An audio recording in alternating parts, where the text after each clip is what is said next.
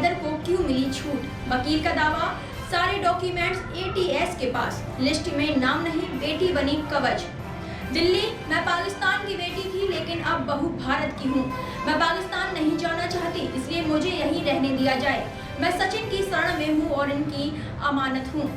पहलगाम हमले के बाद पाकिस्तानियों को वापस उनके देश भेजा जा रहा है और तब 2 साल से भारत में रह रही सीमा हैदर ने इंस्टाग्राम पर ये वीडियो शेयर कर अपने लिए रियायत मांगी है। नेपाल के रास्ते अवैध तरीके से भारत आई पाकिस्तानी नागरिक सीमा हैदर फिलहाल ग्रेटर नोएडा में रह रही है। प्रेमी सचिन मीणा से शादी करने के बाद वह सीमा सचिन मीणा बन चुकी है।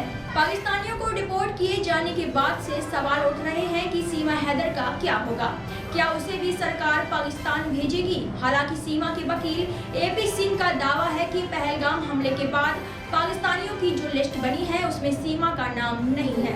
1.5 महीने पहले भारत में पैदा हुई सीमा की बेटी उसके लिए सुरक्षा कवच है।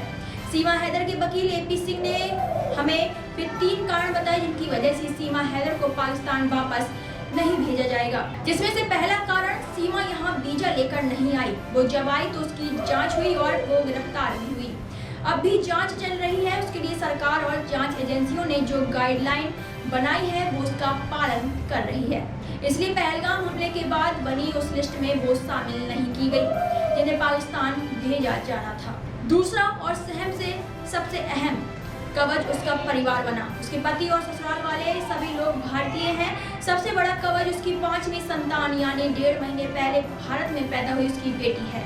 हमारे कानून में सामान्य दशा में मां को बच्ची से अलग करने की प्रक्रिया नहीं है। वकील एपी सिंह का दावा है कि नेचुरलाइजेशन के नियम के आधार पर बच्ची जन्म के साथ भारतीय नागरिक है।